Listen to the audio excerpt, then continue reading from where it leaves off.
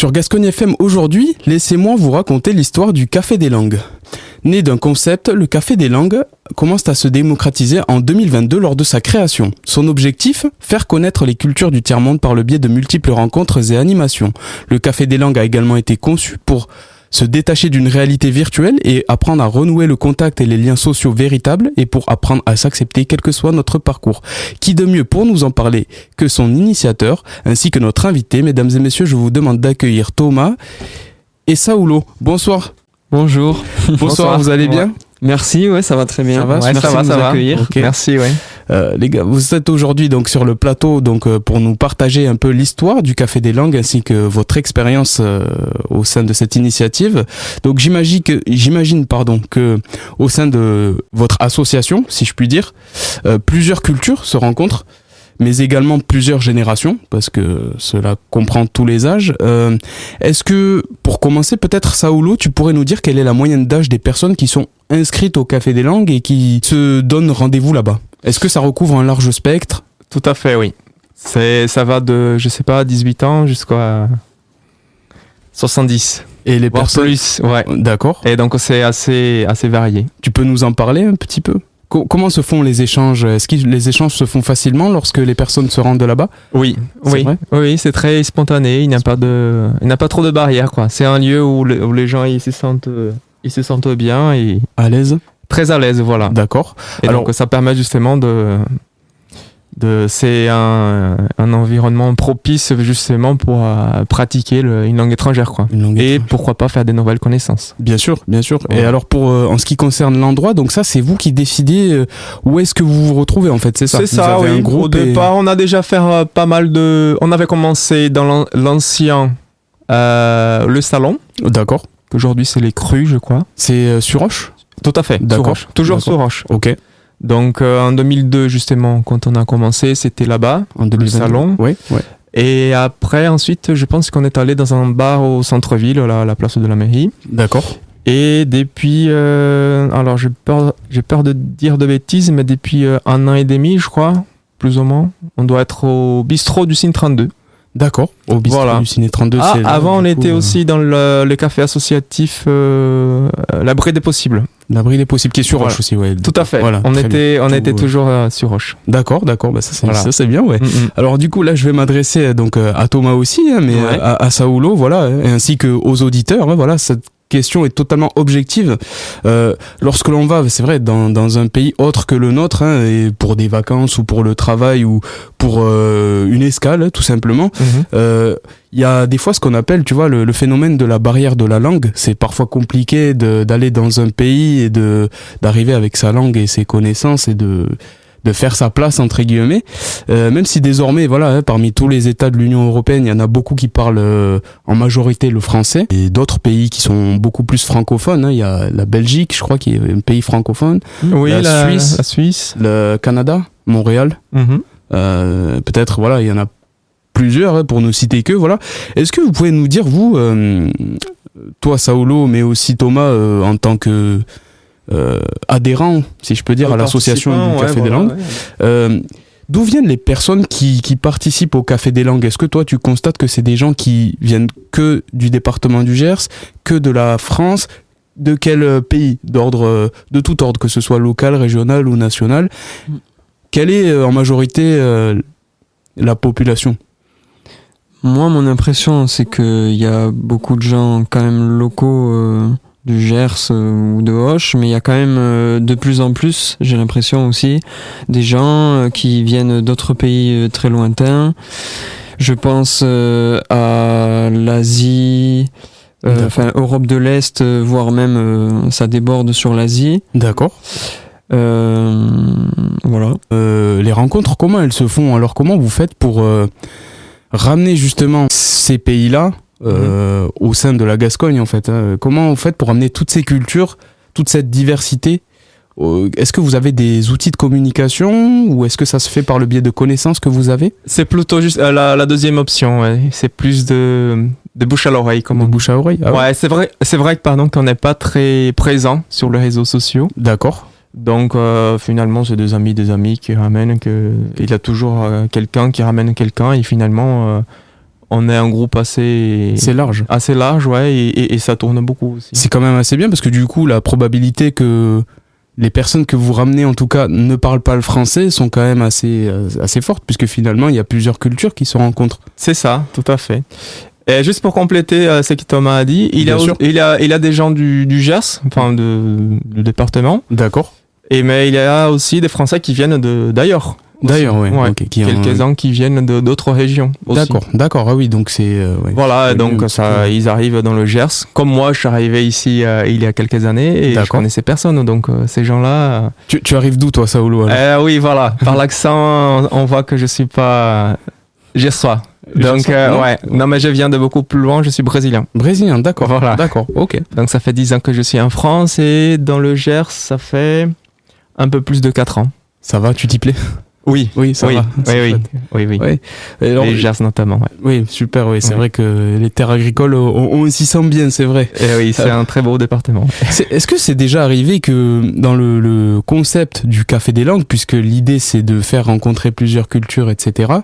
Je pense notamment à toi, Thomas. Est-ce que c'est déjà arrivé que tu rencontres des personnes sans comprendre un petit peu leur langue, et comment tu as fait pour briser cette barrière de la langue? Tu as déjà des connaissances en termes de langue autre que le français? Tu parles un petit peu anglais, espagnol ou... Oui, je parle l'anglais, je me débrouille. L'espagnol aussi, je me débrouille, mais un peu moins bien qu'en anglais. Ok. Et oui, j'ai déjà été confronté avec... je suis déjà rentré en communication avec une personne qui maîtrisait pas trop l'anglais et avec qui c'était un peu difficile de communiquer, mais on solutionnait ça avec des gestes... des mots simples, tout simplement. Super, des mots qui se comprennent de manière universelle. Ouais. Et franchement, ça se fait, hein. Ça match bien. On trouve toujours une solution. On arrive à rigoler, à trouver une bonne entente, à avoir le sourire avec une communication simple. C'est vachement bien, vachement bien. Même moi qui, j'en parlerai après, mais c'est vrai que pour avoir été au Café des Langues, j'ai pu rencontrer des personnes qui ne parlaient pas le français et au final, avec qui je m'entends très bien aujourd'hui, tu vois. C'est ce que j'aime bien avec le Café des Langues, c'est qu'il y a une bonne ambiance, c'est très convivial en fait. Oui, c'est ça. Oui, complètement. Et les gens sont très souriants, très contents de faire des connaissances. Donc il n'y a jamais de jugement. Oui, voilà. C'est ça. En tout cas, moi, j'ai jamais expérimenté des jugements ou des attitudes un peu malveillantes, bien sûr. Ça c'est une très bonne initiative, c'est super. Mais moi, pour l'anecdote, d'ailleurs, quand j'ai participé au Café des Langues, j'étais venu lorsque l'on s'est retrouvé alors c'était en août, il me semble, à Ciné 32 sous le chapiteau. Oui. Je sais pas si vous voyez un petit peu là. Et donc j'ai participé donc à cette soirée avec vous. Oui. Et donc j'attendais de vous avoir sur le plateau pour vous la raconter. Donc c'était il y a quelques semaines, ça remonte à août, il me semble maintenant. Et j'y suis allé, et alors vous allez rire, mais c'est un petit peu heureusement qu'il y a que lui qui a entendu. Je suis tombé sur une personne qui était très sociable, très agréable, très accueillante, très sympa. Et donc c'était un monsieur qui s'appelle Jean, qui fait partie du Café des Langues. Je sais pas si vous voyez qui c'est. Moi non. Donc bref, cette personne-là, je lui ai parlé pendant 30 minutes. Oui. On a parlé pendant 30 minutes en pensant que il était anglais, tu vois. D'accord. Moi j'ai parlé donc pendant 30 minutes. Et après, au téléphone, tout ça, il parle et tout, et je vois qu'il parle français. Je lui fais, mais tu parles français? Il fait, oui, mais je suis français. Je fais, du coup, j'ai tenu pendant 30 minutes, mais je me suis passé un peu pour... comme ça, tu as pu pratiquer ton anglais. C'est vrai, pendant ce temps-là. Voilà. Non, après, ça m'a fait revivre les cours, tu vois, dans lesquels je ne suis plus, mais j'ai trouvé ça, tu vois, j'ai trouvé c'était tellement naturel, en fait, que... que tu parles anglais, espagnol ou quoi, ce qui compte, c'est le lien, en fait, que tu vas créer. D'ailleurs, c'est intéressant, tu as parlé de cours, ça te rappelait un peu. Donc, je pense que le Café des Langues, c'est très différent de ce qu'on a, parce que on connaît tous des histoires des difficultés que les gens ont eues à l'école. Oui, tout à fait. Et qui ça même les traumatisés ou bien donc sûr. ils ont un très mauvais rapport avec les langues. D'accord. Mais là dans un café de langue, c'est toute notre histoire en fait. C'est pas, on est là pas, enfin il n'y a pas de jugement, il n'y a pas de, voilà. Le but c'est de rigoler. Et si on fait une faute, on rigole des fautes qu'on a fait. Et alors comment vous faites pour vous mettre à l'aise et pour mettre à l'aise les personnes qui se joignent à vous, pour pas qu'il y ait de jugement, hein, même si l'ambiance est totalement l'opposé. C'est du positif, c'est festif, c'est très sympa. Comment vous faites pour que les gens arrivent au Café des Langues en se disant ok, que je ne parle pas l'anglais ou le français ou l'espagnol, ça va pas poser problème et personne ne me jugera? Comment vous faites pour prôner ces valeurs-là, si je puis dire? Alors, dans le Café des Langues, souvent, on est dans un bar et il y a de l'alcool. Ah oui, ça peut désinhiber après, pour certains. Avec modération. Oui, bien sûr, toujours avec modération. Voilà, c'est important de préciser. Mais oui, c'est une ambiance décontractée, donc voilà quoi. C'est pas un cours, les gens là, ils arrivent pas avec un cahier, avec un crayon, ils sont là pour, il n'y a pas cette, les buts, c'est pas ça. C'est pas cadré comme. Voilà, on passe. Moi-même, je suis pas, je parle, à part le portugais, je parle aucune langue de façon parfaite. D'accord. Donc j'arrive à passer mon message. Par exemple, quand je parle anglais avec les Anglais, parce qu'il y en a beaucoup d'ailleurs dans le Gers. Oui, tout à fait. Oui. Et donc quand ils viennent au café, je me débrouille. Apparemment, ils comprennent ce que je dis. Ok. Et je sais que c'est pas c'est pas tout à fait parfait si on fait l'analyse en fait grammaticale, mais voilà quoi, les buts c'est pas ça. Ça se comprend, c'est ça. Voilà, j'arrive pas avec un cahier, bon. Non, mais le plus important, c'est pas interdit, hein, mais vous pouvez, si vous voulez venir avec un cahier pour éventuellement prendre note des nouveaux mots, tout ça. D'accord. Pourquoi pas, mais les buts, c'est pas comme à l'école. C'est plus dans la spontanéité, dans le côté festif, justement, comme vous l'évoquiez. Ouais, moi, ça me fait penser, c'est un rendez-vous au bar entre potes, quoi. Voilà. Certes, ils se connaissent pas bien, mais... Ouais. D'ailleurs, il me semble que ce soir, il y a une sortie qui est prévue, non? Oui, c'est justement les jeudis soirs. Ok, voilà. C'est les jeudis soirs. Ok, et donc là, on peut vous retrouver un petit peu partout dans Auch, c'est ça? Bah là, on s'y réunit normalement au bistrot du Cine 32. D'accord. Voilà. Je pense que je vais venir. Ok, ça commence normalement, c'est le jeudi soir à partir de 20h. Ah oui. Faut demander à l'accueil. Ah d'accord. Voilà. Ok. Donc, bien sûr.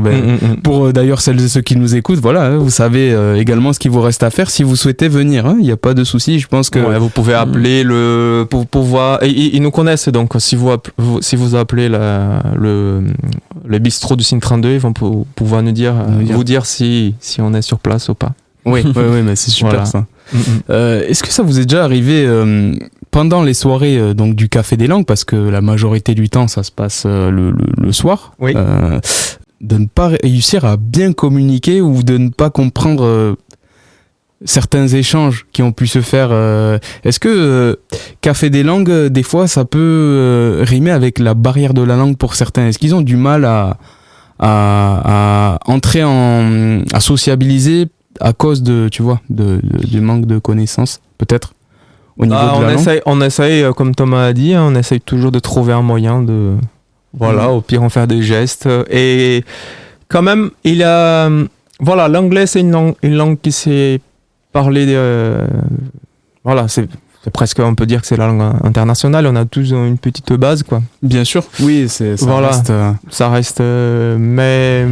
Oui, c'est rare les situations dans lesquelles on s'est confronté avec un cas comme ça, mais on essaye toujours de trouver. Après, au pire, il y a toujours quelqu'un qui va parler une langue ou qui va essayer de faire de faire le lien. Le lien, exactement, voilà. Oui, d'accord. Peut-être qu'il faudrait commencer à parler la langue des signes au Café des Langues. Voilà, pourquoi pas. Pourquoi pas, oui. Ça pourrait être une idée, ouais. Personnellement, moi, je connais rien du tout dans cette langue. Ouais. Je sais même pas si c'est international ou pas. Apparemment, non. Ah ouais. Apparemment, il y a justement, il y a une participante, qui s'appelle Véronique. D'accord. Bonjour Véronique. D'accord. Donc, elle a pris des cours et elle m'a expliqué justement que c'est la langue de signes française. Voilà, c'est ça qu'elle avait appris. Apparemment, il y a des différences. Je ne sais pas si c'est des petites différences ou si c'est des grandes différences par rapport à d'autres pays. Mais voilà. On peut arriver au Café des Langues et parler la langue, la langue des signes, ça peut marcher. C'est avec Véronique par exemple, oui, mais. D'accord, oui. J'avoue qu'avec moi, ça va pas trop marcher. D'accord. En tout cas pour l'instant. D'accord. Oui, parce que tu disais tout à l'heure que tu donnais des cours, c'est ça ? C'est ça. En parallèle, et du coup, tu es professeur ? Oui. Professeur dans les écoles ? Non, je donne des cours de portugais pour une association. D'accord. Voilà. Et tu fais que ça depuis combien de temps ? Alors, ça fait depuis 2019 que j'enseigne. Okay. Ouais. Donc est-ce que ça a été un tremplin pour justement ouvrir un petit peu le Café des Langues et accueillir des personnes comme Thomas et tous les autres ? Je dirais que plutôt non. Enfin, je veux dire, bien sûr, c'est pas incompatible, mais tout à fait. Ouais. L'histoire, si je reviens, voilà, je suis arrivé en France en 2015 à Toulouse. D'accord. Et après, en 2016, j'étais à Rouen. D'accord. En Normandie. En Normandie, ouais. Et donc là, je suis arrivé à Rouen, je connaissais personne. Et j'ai découvert le format, j'ai su qu'il y avait un Café des Langues hebdomadaire. Bien sûr. Dans un bar. D'accord. Et je me suis dit, je vais essayer. Et finalement, j'ai été peut-être parmi les plus fidèles des participants. Je me souviens très bien, c'était un mardi soir, dans un bar qui s'appelait La Taverne de Thor. D'accord, donc ça c'est à Rouen, je sais pas si c'est toujours... Ok. Je pense que ces bars, il n'existe plus. Je crois qu'il a fermé après le Covid. Ouais. Mais bon, bref. Donc là, je commençais à faire des connaissances. Et c'est là vraiment que c'était vraiment un lieu de socialisation pour moi. Ouais, carrément. Oui. Puis le contexte s'y prête, quoi. Ça, exactement. Donc disons que c'était même plus... peut-être pour faire des connaissances, socialiser quoi. Bien sûr, oui. Qui est pour pratiquer l'anglais, le français, tout ça. Oui, mais c'est intéressant de voir un petit peu comment t'en as entendu parler. C'est-à-dire que t'as quand même réussi à ramener ce concept depuis Rouen vers ici, quoi. Oui. Parce que ça n'existait pas avant. Justement, en arrivant ici, à Auch, je crois, j'ai appris beaucoup plus tard que dans le Gers, il y a un autre Café des Langues. D'accord. Mais qu'il a un format un peu plus, cadré, carré, je veux dire. Oui, bien sûr. C'est sous forme de cours ? Presque, d'accord. Voilà. Ouais, c'est pas comme... Alors qu'un Café des Langues, les cafés des langues qu'on a mis en place ici dans le Gers, c'est plus spontané, quoi. Spontané, et puis il n'y a pas de règles, c'est quoi, parfois il y en a qui démarrent, comment ça se passe? Il n'y a pas de règles, asseyez-vous, prenez le temps, prenez un café, une bière si vous préférez, bien sûr. Et voilà. Ouais, donc, et justement, en arrivant ici dans le Gers, à Auch, oui. Je me suis dit que... j'ai cherché d'abord sur l'internet pour voir s'il y avait un Café des Langues déjà en place. Oui, tout à fait, pour pas peut-être faire le même concept. Ouais, je me suis dit, en fait, le Café des Langues, c'est un concept que ça existe depuis, j'imagine, plusieurs années. D'accord. Et aujourd'hui, il est un peu partout. C'est un peu démocratisé. Exactement, surtout bien sûr dans les grandes villes. Oui, bien sûr, oui. Après, Auch commence à devenir, c'est pas comme Toulouse, c'est pas une mégapole, mais quand même à l'échelle culturelle, parce que ça fait un peu partie de la culture, ça bouge beaucoup, quoi. Je sais pas si ça bouge à Auch, tu vois, exactement. Du coup, c'est le cas de le dire avec le. Et oui, c'était le cas de dire. Justement, c'est ce qui m'a marqué ici, c'est le fait que ça bouge beaucoup surtout pour une ville de. On est 24 000, 25 000. Par là, voilà. Ouais, c'est ça. Même pas 25 000 personnes. Ouais, c'est ça. Donc, oui, il y a plein d'activités, il y a plein de choses. Oui, c'est vrai, tous les festivals, hein. On a les Fourrures Gascons, où t'as les humoristes qui viennent une fois par an faire des one-man shows. Je sais pas si Thomas t'en a entendu parler, non pas. Après, il y a Circa qui arrive, là.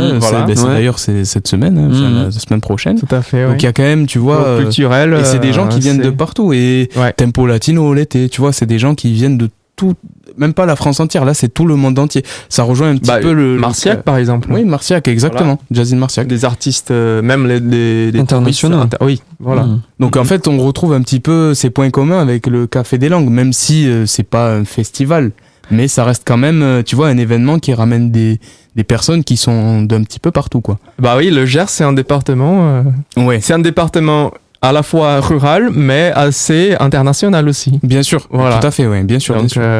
Et alors, comme le Café des Langues, n'est pas sur les réseaux sociaux, hein, pour l'instant, de ce que j'ai Bonne question.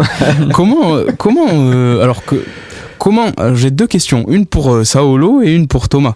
Comment, toi, Saolo, tu parviens à communiquer pour maintenir justement à peu près le même flux de personnes sur le Café des Langues, sur les événements?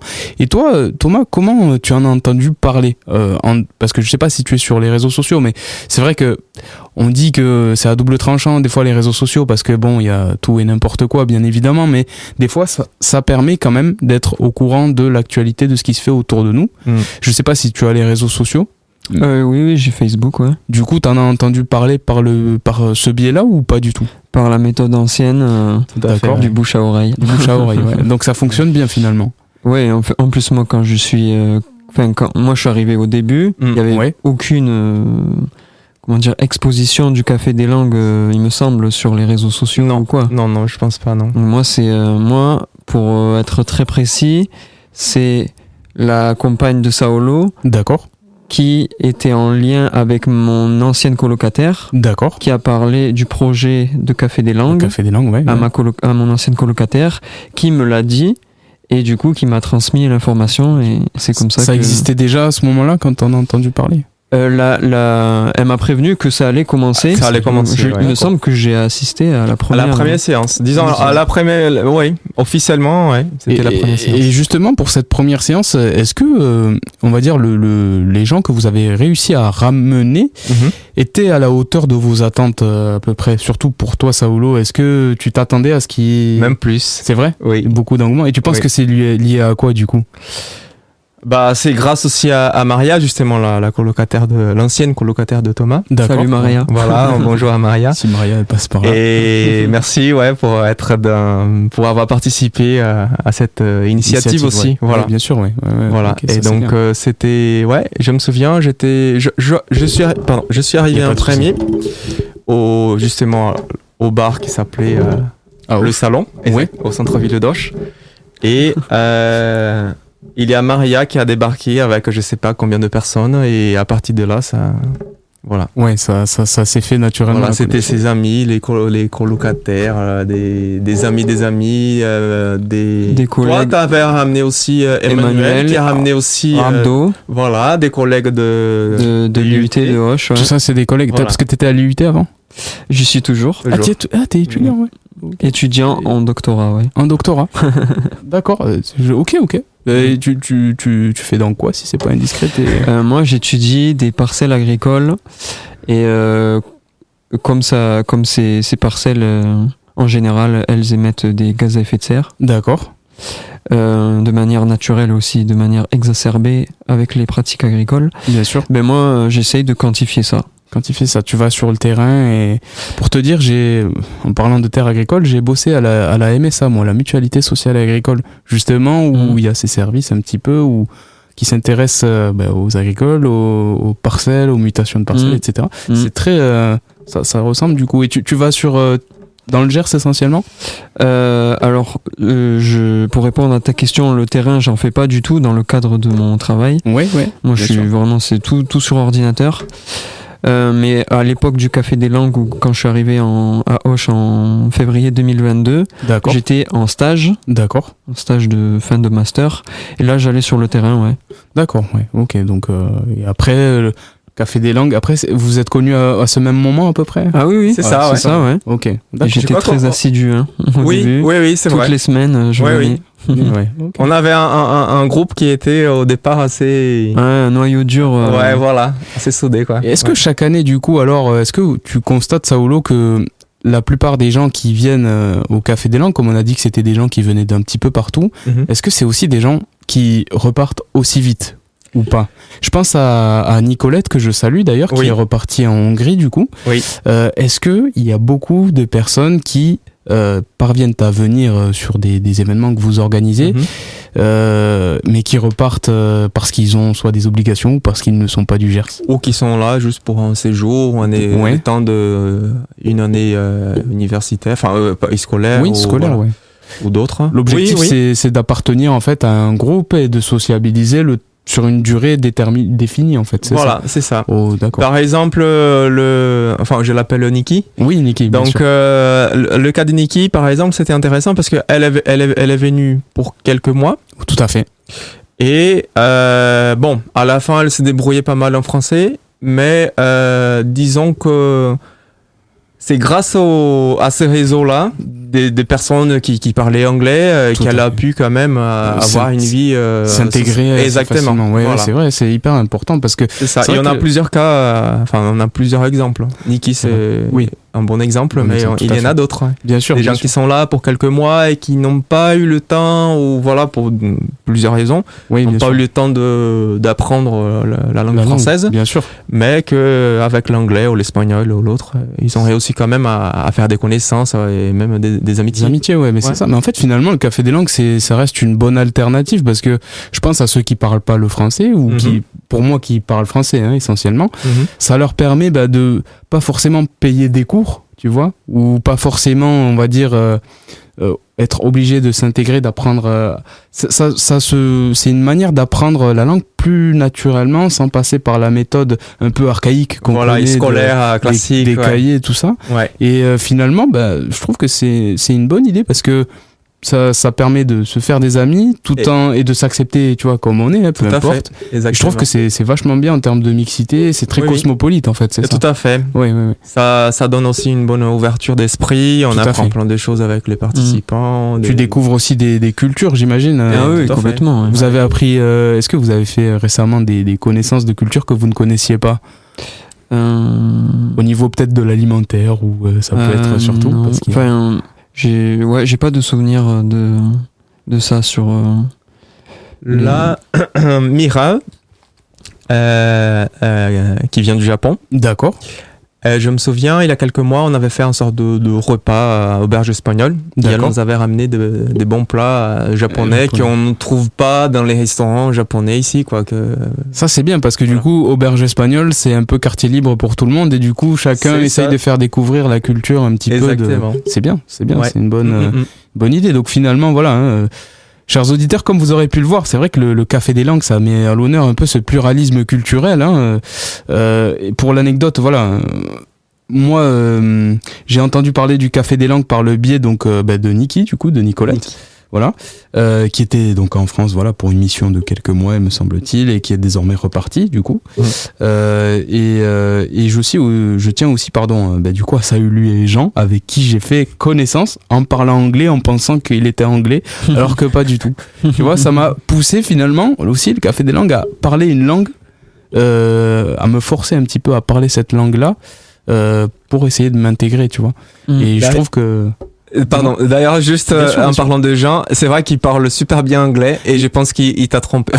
C'était pas son intention, j'imagine. Ah non, mais vraiment on va lui poser la question. Parce que moi, il parle super bien anglais. Et c'est au milieu de la conversation vraiment que je lui dis, mais attends, tu parles français et tu me l'as pas dit, ça faisait à peu près la même durée, là, 28 minutes, tu vois, qu'on parlait et c'était ça. Et vraiment, il a tenu tout le truc. C'est bluffant, quoi, de voir le progrès, tu vois, finalement, pour les gens qui sont peut-être pas bilingues, le progrès que ça peut apporter. Et justement, et si je dis pas de bêtises, je crois qu'il n'a jamais vécu dans un pays anglophone. D'accord. Voilà. C'était en autodidacte. Autonome complètement, là. Ouais. C'est comme quoi on peut apprendre aussi, une langue sans forcément... passer par le scolaire et tout ça. Et vivre aussi dans...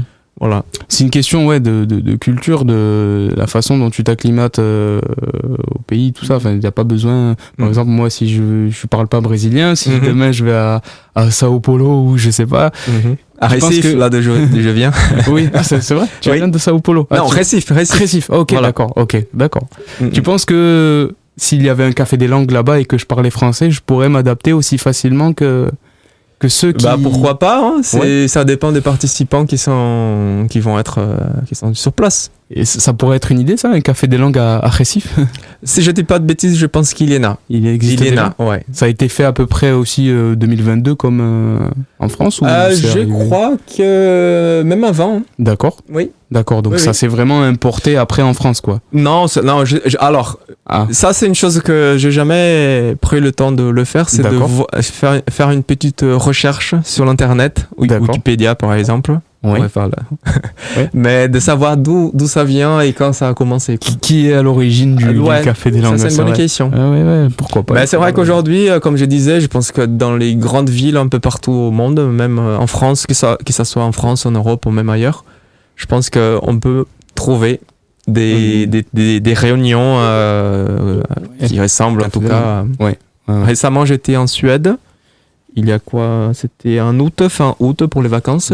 Et j'ai été dans un café des langues. Dans un café des langues en Suède. Et tu as trouvé des gens qui parlaient français ou Alors portugais? moi, je me débrouillais en espagnol, pas un mot en suédois. D'accord. Mais j'ai réussi à trouver quelqu'un qui parlait espagnol et on s'est bien... Donc ça aide espagnol et anglais aussi. À sympathiser, en fait, c'est ça. C'est l'objectif. Après, je trouve que c'est bien pour les personnes qui sont peut-être un peu mal à l'aise devant les personnes de manière générale, tu vois, il y a des gens qui sont timides et tout ça, et ça permet peut-être un peu de briser la barrière. Je vois beaucoup au Café des Langues, en tout cas à Auch, que la plupart des gens que moi j'ai pu rencontrer sont très souriants, tu vois, donc ça aide beaucoup à se mettre à l'aise, en fait. Oui. Et ça aide beaucoup, tu vois. Voilà, c'est une ambiance. C'est pas comme quand tu rentres dans une salle de classe où personne ne parle. Rien à voir. Donc ça, c'est bien. Moi-même, j'étais pas un très bon élève en langue. C'est vrai? Ouais, mes notes en anglais, c'était un peu... Ah oui?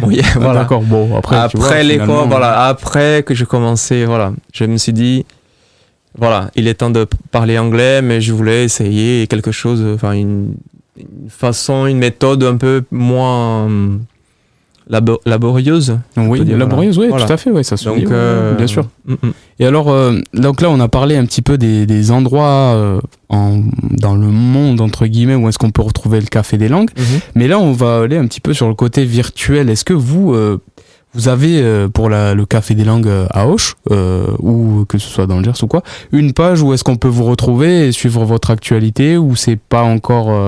C'est en cours. D'accord. On est en train de préparer. On pourra vous retrouver prochainement. Prochainement. Voilà. Et si les auditeurs souhaitent avoir des informations sur le Café des Langues, est-ce que, par exemple, si on tape sur YouTube Café des Langues, on peut avoir des explications pour...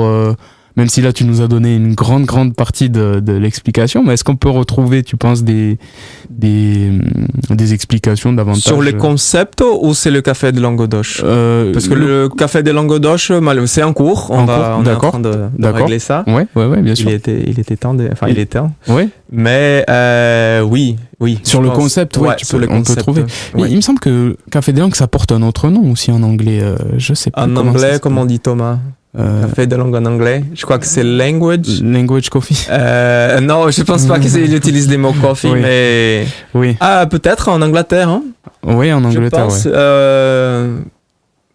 Language Exchange Meeting. Ok, désolé ça pour mon accent, mais non, c'est à peu près comme ça. Ok. Language Exchange Meeting. Voilà, c'est en traduction libre, on pourrait dire très bien. Rencontre de langue... quelque chose comme ça. Oui, bien sûr, ouais. Mais c'est bien. Au moins, on a une base et après... Échange de langue, rencontre pour échanger, voilà. Ok. Peut-être qu'après, pour 2026, on pourra vous retrouver, suivre l'actualité un petit peu sur Internet. Sur les réseaux sociaux. Parce que c'est vrai que, disons que il y en a qui sont pas très réseaux sociaux et je le comprends tout à fait, hein, mais c'est vrai que j'ai remarqué que c'est une méthode qui se démocratise beaucoup, au même titre que le Café des Langues se démocratise, et souvent les gens ils ont besoin d'un visuel, tu vois, pour connaître vraiment le concept et être captivé. Mais je trouve que c'est bien, mais déjà le fait que vous veniez en parler à la radio, c'est déjà beaucoup, hein. Voilà, parce on a cherché un peu de visibilité. Voilà, mais c'est ça. Non, mais il n'y a pas de souci, ça, vous inquiétez pas. Non, vous êtes les bienvenus, et puis même on va partir, je pense, faire comme ça une mini-série, un petit peu du Café des Langues pour... Pourquoi pas, justement, les autres participants qui ont montré l'intérêt d'être là. Bien sûr. Mais que pour une raison... Peut-être qu'ils viennent d'ailleurs aussi, ça pourrait, apporter, comme je le disais tout à l'heure, ce pluralisme culturel et montrer qu'il y a des gens qui, même s'ils sont pas, qui n'arrivent pas de France, s'intéressent à des concepts qui naissent ici, en fait. Tu vois, je trouve que c'est une bonne idée, ça pourrait être pas mal. Mais vous êtes les bienvenus, hein, si tu veux, Thomas. Merci pour l'invitation. Tu veux avec plaisir. Hein. Voilà. Je suis partant. C'est super. Écoutez, les chers auditeurs, nous voici désormais donc briefés sur le Café des Langues et ses différentes opportunités. Vous avez compris maintenant à quoi il sert. Maintenant, vous savez que Pour en suivre l'actualité et ce qu'il s'y fait, vous pourrez peut-être vous aussi faire partie un jour du Café des Langues pour découvrir plein de cultures du tiers-monde. À ce propos, on a dit donc que sur les réseaux sociaux ça allait arriver, que sur Auch pour l'instant c'est implanté. Est-ce qu'il y a également d'autres endroits dans le Gers où c'est prévu, au même titre que les réseaux sociaux? C'est-à-dire le concept du Café des Langues, ouais. Alors, je sais que ça existe, mais je veux dire, de ton initiative à toi, est-ce que tu prévois peut-être de... J'avoue que pour l'instant, déjà, ici à Auch, on de bien s'implanter au niveau local, voilà. Mais c'est déjà beaucoup. Oui, parce que c'est vrai qu'on est à Auch, mais il y a des participants. Par exemple, Jean, c'est lui qui t'a oui, connu. Tout à fait, oui, Jean. Lui, il vient de les Lectours. D'accord, ouais. Voilà, il vient pas toutes les semaines, c'est logique. Et oui, bien sûr, ça fait beaucoup, tout le temps, mais il a plein de participants que... Voilà, donc on est sur Auch, c'est central quand même par rapport au... Donc voilà. D'accord, pour l'instant, bien sûr, ouais. Et du coup, pour s'inscrire ou pour y participer, comment on peut faire? Est-ce qu'il y a un numéro? Alors, comme il n'y a peut-être pas encore l'arrivée du réseau social, etc., comment ceux qui veulent concrètement venir au Café des Langues, comment peuvent-ils s'y prendre? Je pense que le plus simple, c'est d'appeler, pour l'instant, tant qu'on n'a pas la page sur les réseaux sociaux, bien sûr, c'est d'appeler le bistrot Ciné 32 au Ciné 32. D'accord, donc d'appeler Ciné 32 vous pouvez trouver sur l'internet et demander à participer au Café des Langues ou quand auront lieu les prochains événements, quoi. C'est ça. C'est bien. Ouais, c'est bien que vous soyez en partenariat avec eux parce que du coup ça permet de et ils nous connaissent, ça fait plusieurs mois qu'on y est. C'est et super. Donc après il n'y a aucun prérequis, on ne demande pas que les gens soient bilingues en anglais ou en espagnol, c'est vraiment venez comme vous êtes. Exactement, comme McDo. Exactement. C'est ça.